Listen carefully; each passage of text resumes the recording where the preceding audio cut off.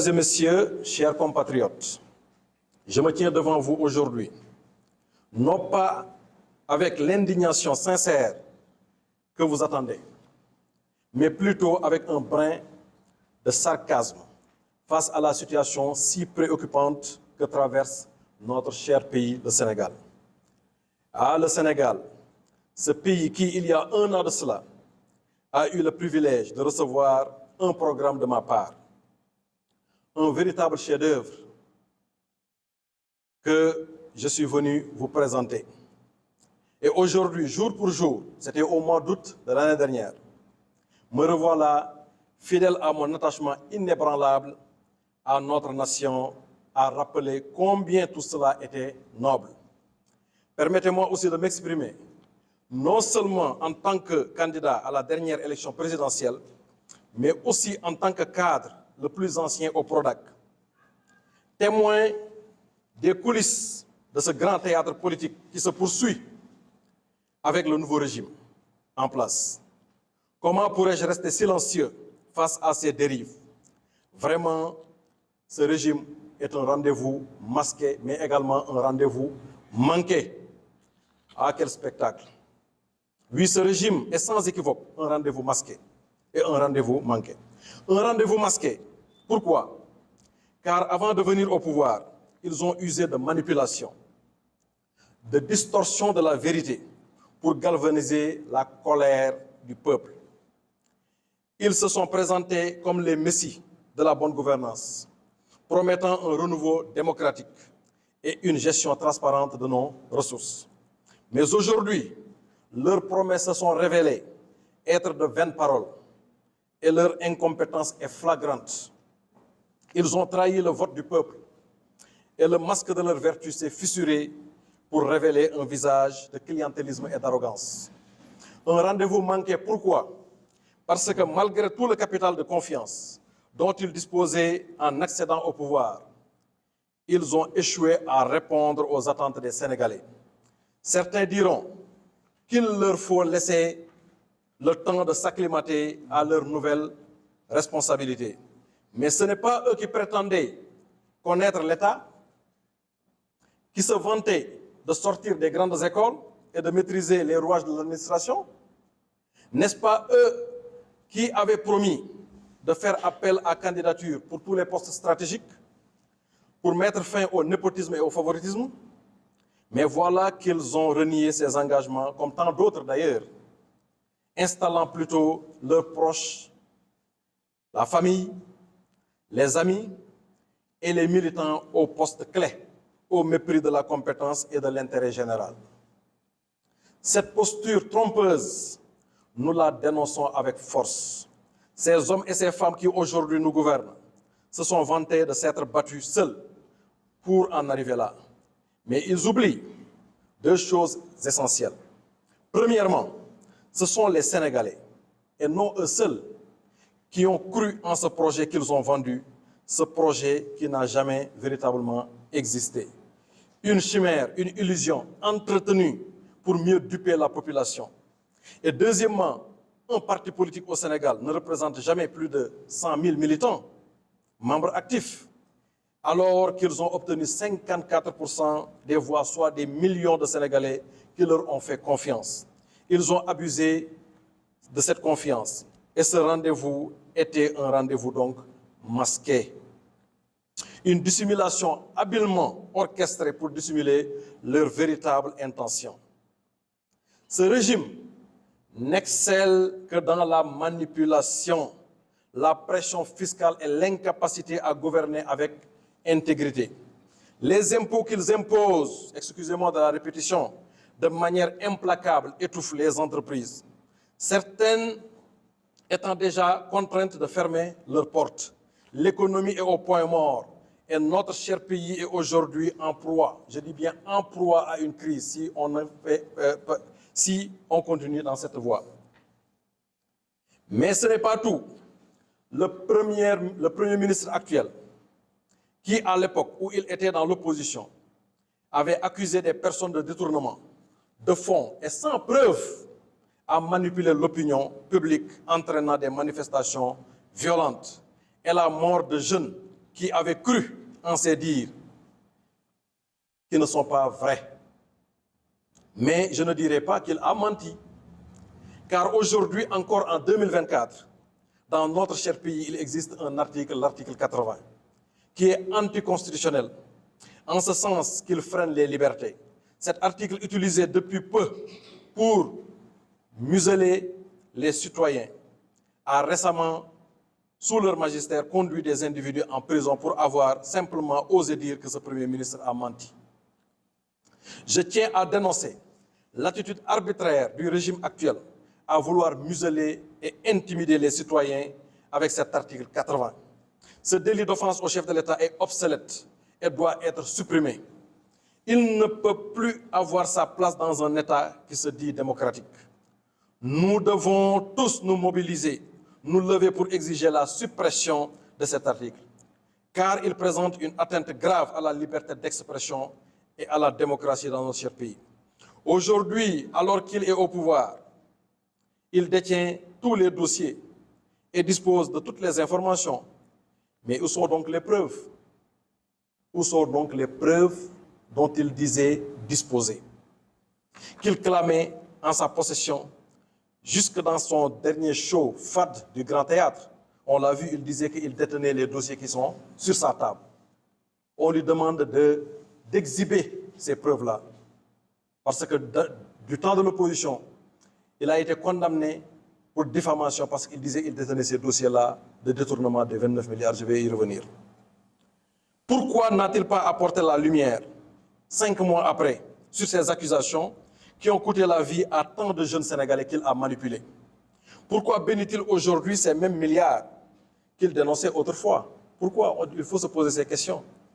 Contrairement à lui, qui disait détenir des dossiers quand il était opposant, sans rien pouvoir prouver quand il a été convoqué pour diffamation, moi, je détiens le fond et l'historique de ces dossiers par devers moi. Tous les dossiers que jadis, il considérait comme un scandale au Prodac. Et je me suis prononcé sur un plateau, le plateau de la 7TV, pour démontrer, après la sortie du rapport de la Cour des comptes, que tout cela n'était que manipulation et il avait appelé le peuple à la colère et des jeunes y avaient cru et ont perdu la vie. C'est ça la vérité. Moi, je détiens le fond et l'historique par devers moi de tous les dossiers que jadis il considérait comme un scandale au Prodac. Son gouvernement, je le dis avec insistance, doit rendre le tablier. Rien que par l'attitude actuelle de vouloir se taire sur ce dossier ayant coûté la vie à des Sénégalais. Il a le devoir de servir la vérité sur ce dossier qui a terni notre honneur, nous autres agents du Prodac. Pour rappel, le Premier ministre a été condamné pour diffamation pour avoir dit que 29 milliards ont été détournés au Prodac. Il semble avoir il semble, lui, le Premier ministre, avoir bu dans le fleuve de l'oubli. Mais je vous rassure, j'ai en ma possession tous les documents nécessaires pour empêcher une collision qui se prépare actuellement et en gestation pour défendre l'intérêt supérieur de notre nation et faire éviter une autre mascarade autour de ces 29 milliards. Je vous le dis avec gravité, ce que nous vivons aujourd'hui est une trahison de la confiance du peuple. Le Premier ministre et son gouvernement sont de mèche avec ceux qu'ils accusaient hier. Ils ont été pires en acceptant le protocole de capitulation dit protocole du Cap Manuel. Un deal, un arrangement souterrain validé par ce nouveau régime. En tant que plus ancien agent du Prodac, je suis également bien placé pour parler de la manipulation des faits par le nouveau régime. Ils ont tenté de faire croire à un scandale de détournement de fonds au Prodac en accusant des personnes qui les ont qui ont eu raison sur eux devant la justice et ont été condamnés pour diffamation. Ousmane Sonko a été emprisonné pour cela. Mais je vous le dis, ce n'était rien d'autre qu'une manipulation. Le Premier ministre qui était autrefois dans l'opposition a trahi la vérité pour manipuler l'opinion publique. Il n'a qu'à sortir les preuves. Et cela a coûté des vies à des jeunes. Aujourd'hui, il est au pouvoir et il ne peut plus se cacher derrière ses manœuvres. il ne peut plus se cacher derrière ses manœuvres. Il n'a qu'à exhiber les preuves dont il disposait. Il a tous les dossiers sur sa table, dit-il. Il n'a qu'à les exhiber. Ce nouveau régime semble valider ce deal dans son protocole de capitulation, signé avec ceux qu'il avait accusés.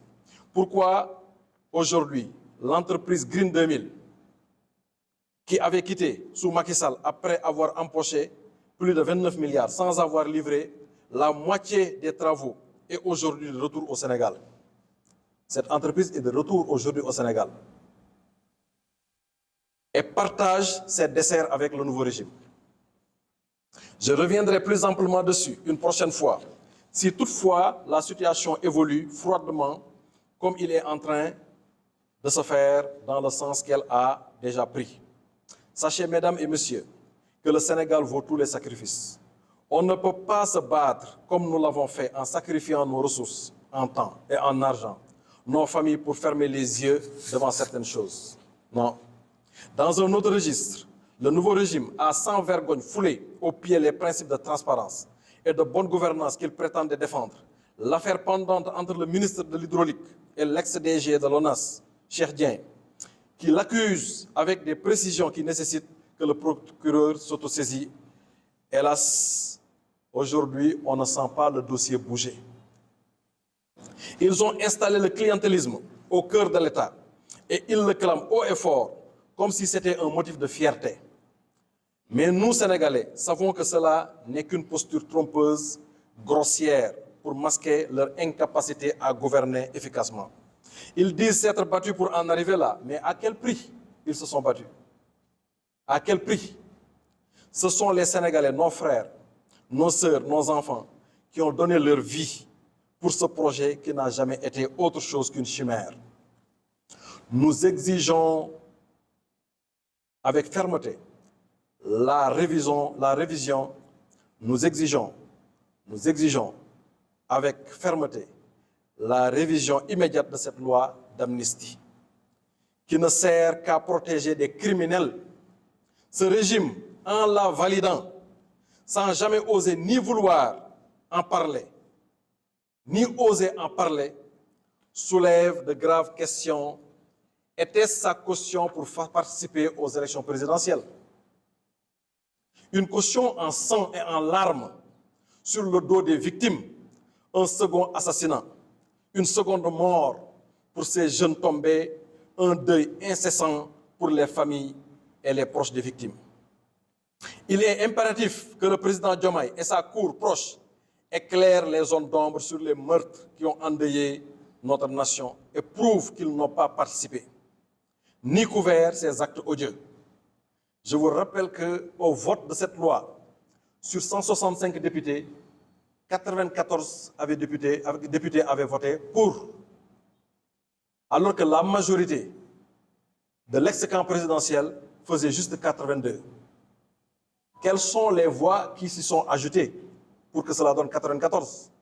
Aujourd'hui, on demande que la lumière soit faite. Et sans délai, ne pas élucider ces crimes affaiblirait la détermination du peuple à défendre ses droits une prochaine fois. La prochaine fois que la démocratie sera appelée à descendre dans la rue, les jeunes vont se dire à quoi bon défendre cette démocratie si aujourd'hui une perte en vie humaine n'est jamais élucidée et qu'un simple protocole peut aider aujourd'hui à faire fi de tous ces cadavres aujourd'hui qu'on a pu compter, 86 au total. Pourquoi manifester si chaque mort est un échec, un sacrifice inutile? Ignorer ces appels à la justice prouve que ce régime n'a que faire de la vérité, prêt à piétiner des cadavres pour s'accaparer du pouvoir. Une telle attitude est inacceptable et il est de notre devoir de la dénoncer avec force et conviction. Ce régime, tout en se lançant dans une très vaste opération pour commémorer des crimes de la Seconde Guerre mondiale, on a vu récemment le Premier ministre organiser autour de lui un comité en vue de commémorer des cadavres de la dernière guerre mondiale. On l'a vu. Pourtant, il est scandaleux de constater que ce même régime, autrefois dans l'opposition, incitait la jeunesse à manifester, entraînant la mort de 86 jeunes, des décès toujours non élucidés. Pourquoi se battre pour des morts qui ne sont pas à leur compte, à leur actif, des cadavres de Thiaroye 44, alors que des décès récents ne sont pas élucidés. Alors qu'ils avaient appelé les jeunes à descendre dans la rue. Ces jeunes-là sont morts. On fait fi de tout cela. Depuis qu'ils sont au pouvoir, ils n'en parlent jamais. Pourquoi ils ne parlent pas de cette amnistie? Était-ce leur caution aujourd'hui pour participer à l'élection présidentielle? Que ces morts soient élucidés et sans délai. Nous l'exigeons, cette lumière-là, qu'elle soit faite. Depuis leur arrivée au pouvoir, ils ont adopté le silence, comme si c'était un rôle de théâtre tragique. Ils évitent soigneusement d'aborder les tragédies qui pèsent sur la conscience nationale. Ce silence assourdissant est une fuite de leur part, une tentative désespérée de ne pas assumer les responsabilités bien trop lourdes sur leurs épaules frêles. Et pendant ce temps, nos jeunes désespérés continuent à fuir ce pays en pirogue, espérant trouver un meilleur avenir ailleurs. Sur 100 jeunes qui quittent, à peine 4 ou 5 atteignent les destinations des côtes occidentales, tandis que les autres sont engloutis par la mer. Mais au lieu de vous pencher sur ce drame qui se poursuit, vous préférez jouer à poursuivre dans les critiques au régime que les Sénégalais ont déjà sanctionné. Vous avez été élus pour faire mieux. Ce régime, cet ancien régime a été sanctionné. Pour résoudre les problèmes aujourd'hui que les Sénégalais connaissent, vous avez été élus pour cela. Au lieu de cela, vous reconduisez les mêmes vieux discours. Les mêmes vieux discours. C'est que quand vous les entendez parler, ils parlent toujours de oui, ils ont volé, ils ont mal géré. Mais les Sénégalais ont déjà sanctionné à 54%. Ils ne nous apprennent rien de plus, il n'y a rien de nouveau sous le soleil. On leur demande de gérer, mais ils se cachent derrière leur incompétence aujourd'hui pour critiquer encore un régime que les Sénégalais ont déjà sanctionné. Les Sénégalais souffrent encore. Le peuple attend des actions, pas des mots vides et creux. Il est grand temps de vous rappeler votre rôle. Votre rôle est de vous gouverner et de vous concentrer sur ce qui compte vraiment, répondre aux besoins urgents de notre jeunesse et des couches fragiles. Mais qu'est-ce qu'on constate? Mbourkat aujourd'hui, la Corniche demain, les Filao après-demain. Les promesses du président semblent se balader autant que lui, il se balade, sans jamais s'arrêter nulle part. Et puis, ce déplacement à Thiès qu'il a fait un 1er mai, pour soi-disant vérifier des terrains, franchement, à quoi bon? Il y a des hectares de vide qu'il a trouvés, il n'a rien trouvé. Il aurait pu rester dans son bureau confortable et vérifier ce qu'il a trouvé sur place, un papier. Ça veut dire qu'ils ne savent même pas travailler, c'est ça la vérité. Un directeur des cadastres aurait suffi aujourd'hui de faire une visite et de rendre compte au ministre des Domaines, pour que lui, à son tour, rende compte au Premier ministre qui fait mettre sur la table du président de la République. Mais c'est comme des joueurs qui ne savent pas se positionner sur un terrain. C'est ça la vérité. On frôle l'art de la distraction à ce niveau. C'est du grand théâtre. Comme d'ailleurs les spectacles habituels du Premier ministre à chaque fois que leur incompétence est mise à nu. À chaque fois que leur incompétence est mise à nu, vous voyez le Premier ministre se balader quelque part au grand théâtre, à Colobane, etc. Vous l'avez vu, vous le vivez tous les jours. Mais quel grand moment de théâtre nous a offert également le président de la République le 13 juillet dernier. La main sur le cœur, il promettait de dévoiler cette fameuse liste des propriétaires de terrain dans les 2 semaines. 2 semaines après, qu'est-ce qu'on a vu? Peut-être que le président est occupé à choisir quel pied utiliser pour danser sur cette scène politique déséquilibrée. Après tout, il a précisé qu'on ne pouvait pas le faire chanter puisqu'il ne sait pas chanter lui-même. Mais peut-être que la danse, elle, n'est pas non plus son fort. On ne sait pas sur quel pied le président Diomaye est en train de danser, franchement. Il est de notre devoir, nous politiques, de rester sur notre ligne de conduite, de défendre le peuple. De demander des comptes sur les choix économiques désastreux qui ont été faits, les impôts excessifs qu'il impose. Sans le discernement, la presse est persécutée. Je le disais à l'entame de mes propos. Je disais à quelqu'un la dernière fois, une antenne de télévision consomme énormément d'électricité. Moi, j'en sais quelque chose. Et à l'ère du numérique aujourd'hui, la presse gagne peu avec le papier. Il est du devoir du ministre, de l'actuel ministre, que je trouve incompétent encore une fois. On n'a jamais eu un ministre de la communication aussi incompétent. Après 1995, le ministère de la modernisation de l'État, qui avait en charge la délégation à l'informatique de l'État. Tous les autres ministères qui avaient suivi, c'était des ministères en charge de l'économie numérique. Parce que c'est devenu une économie aujourd'hui. On lui demande de réinventer aujourd'hui la communication autour du numérique. Et non en tant que ministre de la télécommunication aujourd'hui, de se mettre pour dire que oui, dans le monde entier, la presse gagne beaucoup, donc la presse doit payer beaucoup. Il nous faut réinventer notre situation fiscale. Il nous faut la réinventer et non pas mettre une pression fiscale sur nos entreprises qui soit vont fermer, ou bien vont être délocalisées, ou bien vont déposer bilan pour se retrouver ailleurs. Et ça, je pense que c'est une situation désastreuse qu'on n'a jamais vécue au Sénégal. Mais tout a une explication. Quand on a un gouvernement qui est en partie fait d'inspecteurs des impôts. C'est ça la vérité. Ils ne connaissent rien que la collecte d'impôts. Et ça se voit aujourd'hui dans la manière aujourd'hui de conduire les affaires du gouvernement. La quasi-totalité du régime est composée d'inspecteurs des impôts, dont le seul réflexe est axé sur les redressements fiscaux. Mais comment peut-on prétendre redresser une entreprise au-delà de ses capacités financières réelles? Ce n'est pas possible.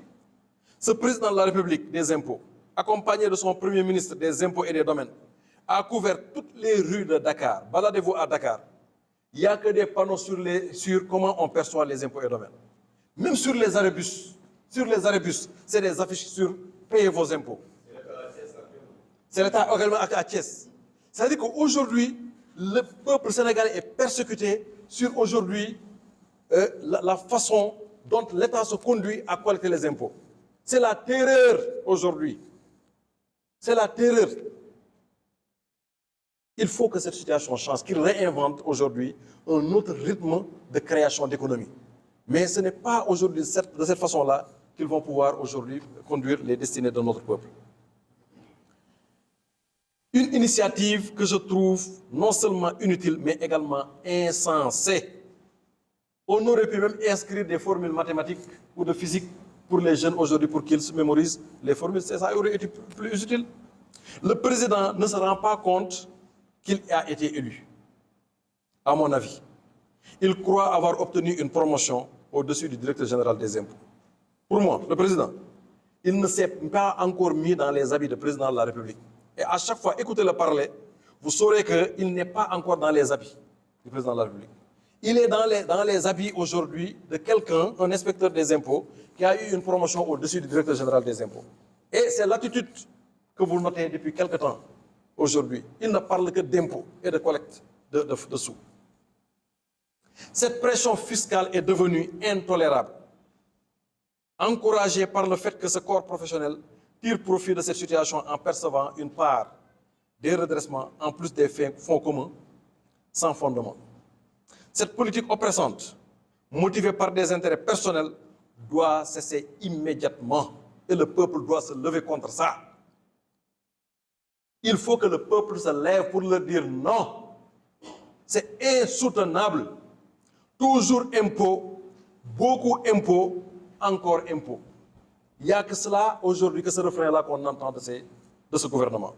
Nous devons nous lever contre cette trahison du vote, dès maintenant sans attendre, contre cette mascarade qui nous est imposée. Le peuple sénégalais mérite mieux que cela. Nous méritons un régime qui respecte ses engagements, qui gouverne avec intégrité et compétence sur tout, et qui place les intérêts du peuple au-dessus de tout. C'est pourquoi je demande solennellement au président Diomaye d'avouer son incompétence, son impréparation pour le poste de président de la République. Je lui demande solennellement d'organiser des élections présidentielles anticipées couplées aux législatives. Ça ne peut pas continuer. Non, 5 ans, c'est trop pour ce monsieur. Il n'est pas préparé pour... Vous l'avez entendu, il l'a dit. Il dit que moi, si Ousmane veut ce poste-là, moi je me bats pour que Ousmane occupe ce fauteuil-là. Mais ce monsieur, il n'est pas préparé pour être président de la République. Il faut être dans les habits de président de la République. Moi, on m'aurait mis sur ce fauteuil-là, j'étais bien préparé et vous le savez. J'avais un programme pour cela. Mais ce monsieur qui est la présidente de la République n'est pas préparé pour occuper le fauteuil. Je suis désolé. Il n'est pas dans la posture de chef des armées, de président de la République. Il a un chef qui s'appelle Ousmane Sonko. Et c'est lui qui gouverne le pays aujourd'hui. Et celui qui gouverne ce pays est incompétent. Vous vous rendez compte, il ne sait même pas s'asseoir sur un fauteuil, le Premier ministre. Il est au four et au moulin et nulle part. On ne le sent pas, on ne sent pas ses actions au niveau de la population. Alors, en seulement 130 jours, le peuple, déjà épuisé, est devenu plus que fatigué encore. Ce régime ne mérite ni patience, ni tolérance, et le peuple ne mérite pas de continuer à subir cette souffrance.